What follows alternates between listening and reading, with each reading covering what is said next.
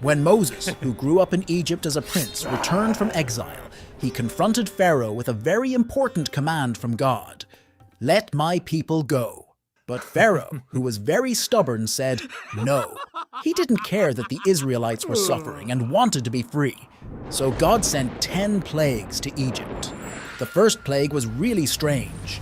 The Nile River, where all the water came from, turned into blood. The water became red and thick. It smelled really bad and all the fish died. People couldn't drink or use the water. It was a big problem for everyone. But Pharaoh didn't change his mind. Then God sent a plague of frogs.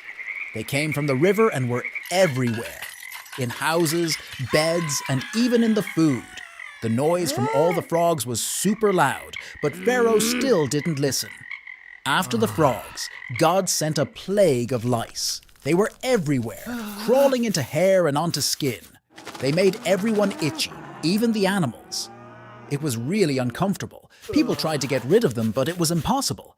Even in this discomfort, Pharaoh's mind was still not changed. Then the fourth plague hit, and wild animals started showing up everywhere. They went into people's houses and walked around the streets, making everything scary and messy. Lots of animals took over, making it unsafe to go outside. Everywhere was filled with the noise of these wild animals. But even with all this trouble, Pharaoh still wouldn't change his mind. The fifth plague was very sad. A sickness hit all the animals like cows, sheep, and horses. They got so sick that they died. This was a big problem for the Egyptians, who needed these animals. People were very sad, but Pharaoh was still as stubborn as before. The sixth plague was painful boils. Really bad sores that popped up on everyone's skin. It hurt a lot, made people very uncomfortable, and made it hard to move. It was a constant reminder of the ongoing plagues. Even with all this pain, Pharaoh's heart was still hard. Next, God sent the seventh plague, a huge hailstorm. This wasn't just regular hail, it was big chunks of ice mixed with fire falling from the sky. It smashed the plants and trees and hurt anyone outside. Egypt had never seen such a violent storm, but Pharaoh still wouldn't budge. After the hail, God sent the eighth plague, locusts. They came in a giant swarm and ate up everything green that was left.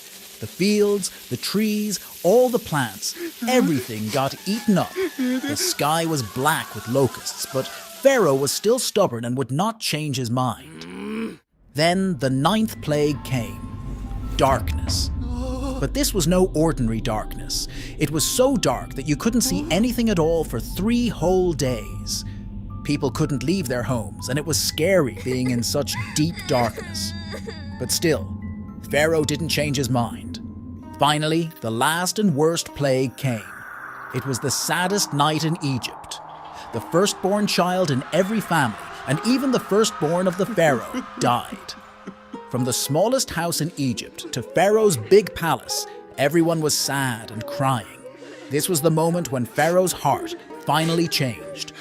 After Pharaoh's heart finally changed, he told Moses, "Take your people and leave Egypt." So Moses led the Israelites away from their life of hardship towards freedom. But this was not the end of their story. As the Israelites packed their belongings and left Egypt, they were filled with hope. They walked with their families and animals, carrying bread that hadn't even had time to rise. The night was quiet, but their hearts were loud with joy. But soon, Pharaoh's heart turned hard again. He thought, "What have we done, letting all those people go?" So Pharaoh changed his mind. He called his soldiers and got his chariots ready. With his army, Pharaoh chased after the Israelites, wanting to bring them back. The Israelites, seeing Pharaoh and his army coming closer, were terrified. They felt trapped with the Red Sea in front of them and Pharaoh's army behind them. They cried out to Moses, scared of what was about to happen. Moses told them not to be afraid. He said, "Stand still, and you will see how God will save us today." Then Moses raised his staff over the sea, and something incredible happened. God made a strong wind blow, and the waters of the Red Sea split apart. The Israelites walked through the sea on dry ground, with walls of water on both sides. It was a path of escape no one could have imagined.